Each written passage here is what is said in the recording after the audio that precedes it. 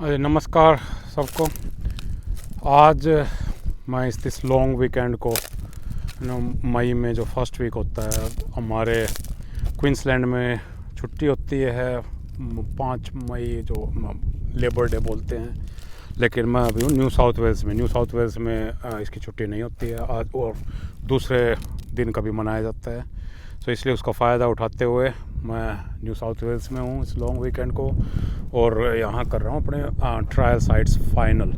सो ये मेरी दूसरी साइट है। यहाँ पर जो मेरा कोलैबोरेटर है उन्होंने पैग लगा दिए हैं, देख सकते हो।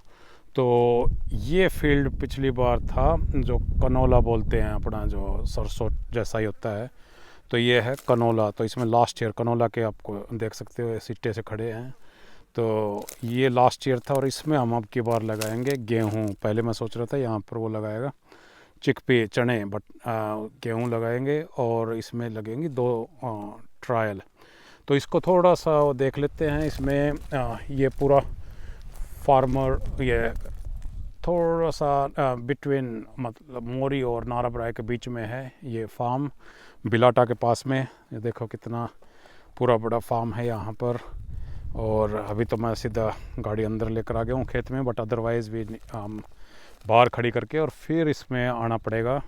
और अगर वेट हो गया तो ये मेरे को सबसे मुश्किल वाली साइट लग रही है, जिसमें एंट्री है नहीं। 15 किलोमीटर तक सारा कच्चा रास्ता है और आपको 4 व्हील ड्राइव ही चाहिए। ये मेरी 4 व्हील पिकअप है, पर इसमें एक वीड्स देखो इधर कैसे किस तरह से हैं सारे। जो भी फेंस के पास है ये इसको मिल्क थिसल बोलते हैं यहाँ पर, जो सोंकस ओलिरेसियस, और साथ में ये सब दूसरे जो ब्रासिकास फैमिली के हैं वीड्स ये आ रहे हैं। ये देखो अब जो ट्रायल साइट है उस पर हमें ये इस ट्रायल का वो हमारा वीड फ्लेरिस पैराडोक्सा, ये फ्लेरिस माइनर नहीं है, ये फ्लेरिस पैराडोक्सा होता है। पैराडोक्सा ग्रास भी बोलते हैं। पर ये देखो इसमें कैमरे में पता नहीं साफ आ रहा है या नहीं, बट देखो सीडलिंग पूरे के पूरे इमर्ज हो गई है और कई तो ऑलरेडी टिलरिंग कर रही है। सो इसलिए यहाँ पर मैंने बताया कि इस वीड में डोरमेंसी भी है। तो इसका मतलब ये नहीं कि भी ये सारा सीड यहीं ख़त्म हो गया है, अभी और लगेगा। अगर कैमरे में देखोगे तो green part, and I think direction जो है ना सूरज की इस टाइम बिल्कुल क्लियर बता रही है, यहाँ से चमक रहा है, मतलब आंखों से तो दिखा जा सकता है, कैमरे में पता नहीं आपको लोग दिखाई दे रहा है या नहीं। ये देखो पूरा तो ये सीडलिंग्स उग रही है सारी। इफ़ यू अगर देखोगे तो ये देखो सारे, और ये तो टिलरिंग भी कर रही है। सो ये हर जो ये 2 ट्रायल होंगी, ये 2 अलग अलग है। एक में तो मैंने बताया जो क्रॉप कंपटीशन करेंगे, जिसमें हम गेहूं का सीड बढ़ा देंगे। यूजुअली 100 सीड 1 स्क्वायर मीटर में डालते हैं, तो उसको 100 और 150 करेंगे। और फिर हम यहाँ पर जो ये वीड है ये ज़्यादातर रेजिस्टेंट हो चुका है पोस्ट इमर्जेंस के, जो ग्रुप 1 या ग्रुप 2 के हर्बिसाइड्स हैं, ठीक है ना। जैसे एक्सिल होता है, वो पिनोक्साडन होता है, ठीक है ना। फॉप भी है इसमें, क्लोडिना फॉप है, ठीक है। और गेहूँ के अंदर वर्डिक्ट या हेलोक्सीफॉप तो डालते नहीं है, वो मारती है, वो चिकपी में डलती है।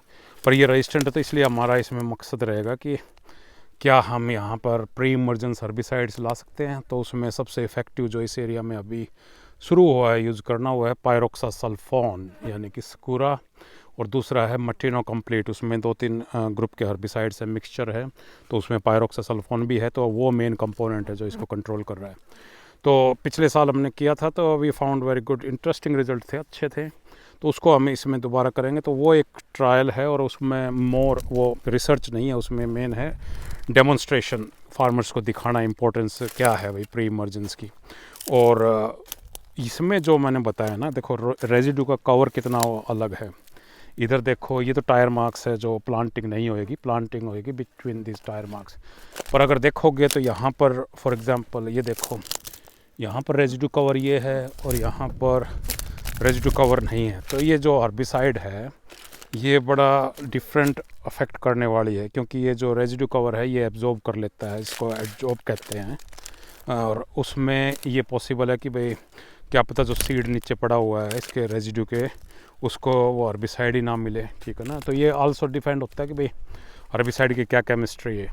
अगर हर्बिसाइड एब्जॉर्ब होता है सीडलिंग के द्वारा कि भाई ट्रीटेड लेयर है उससे निकल के आता है तो क्या पता हो जाए। अगर होता है रूट से तो वो नीचे होगा। उसके बाद में बारिश कितनी आती है ये भी इम्पोर्टेंट है। तो ये देखो आप, मेरे को तो यहाँ पर फुल सीडलिंग्स लग रही है। और दूसरा जो ट्रायल है वो है more about just testing different जो भी हमारे पास हर्बिसाइड्स है ऑप्शंस। लोग रायग्रास में भी यूज़ करते हैं, वो इसमें भी करते हैं। तो हम फ्लरिस के लिए चेक करेंगे क्या क्या है गेहूं के अंदर। खाली ये 1-2 के ऊपर डिपेंड करके वो फिर 2 साल में 3 साल में रेजिस्टेंट की प्रॉब्लम आ जाएगी। सो इसी, और ये जो है ना ये वॉलंटियर कनोला ही जर्मिनेट हो रहा है। देखो पिछले साल का है ये वीड नहीं है, ये कनोला है, पर ये वीड ही बन गया इसमें गेहूं में अगर ये नहीं हुआ कंट्रोल। तो इसलिए अब देखो ये कितना डेंस है। अगर इसको कंट्रोल नहीं किया तो हर्बिसाइड की जो एफिकेसी है वो सही नहीं हम मेजर कर सकते, ठीक है। तो ये देखो सारा का सारा नीचे से और देखेंगे हम, देखो यहाँ से क्लियर नज़र आ रहा है। तो इस साइट पर भी मैं रेगुलर आऊँगा। तो इसमें मोस्ट प्रोबेबली ये इस वीक प्लांट होएगी। तो हम इसके बाद में जब प्लांटिंग हो जाएगी उसके बाद में हम इसमें रेगुलर आना शुरू कर देंगे। तो मैं फिर रिज़ल्ट बताता हूँ क्लियर क्या है, किस हर्बिसाइड ने कैसा काम किया और क्या किसने नहीं किया, और नहीं किया तो क्यों नहीं किया। क्योंकि ये मेरे को सबसे ज़्यादा प्रॉब्लम लग रही है जो रेजिड्यू वगैरह है अगर आप प्री इमर्जेंस का करते हो तो। पर आल्सो वो भी डिपेंड है कि कितने दिन बाद बारिश होती है, रेनफॉल होती है। क्योंकि रेनफॉल इन हर्बिसाइड्स के लिए इम्पोर्टेंट है एक्टिवेट होने के लिए, क्योंकि ऊपर पड़ी रहती है। अगर बारिश नहीं आई तो वो ऊपर से ही लूज़ हो जाते हैं। किसी का हाई जो होता है वेपर प्रेशर होता है, कोई वैसे ही फोटो डिकम्पोजिशन हो जाता है, कुछ माइक्रोबियल से डिकम्पोजिशन, ज़्यादा रेजिड्यू है तो हो जाएगा, एब्जॉर्ब हो जाएगा। तो वो ज़रूरी है कि भाई वो सॉइल के अंदर जाना चाहिए। तो ये देखो 50-60 मीटर लंबा है ये, और इधर ये 4-5 फ्लैग है। So will see how we go, ठीक है ना। चलो जी फिर रखते हैं कांटेक्ट, अब नेक्स्ट साइट पर चलते हैं।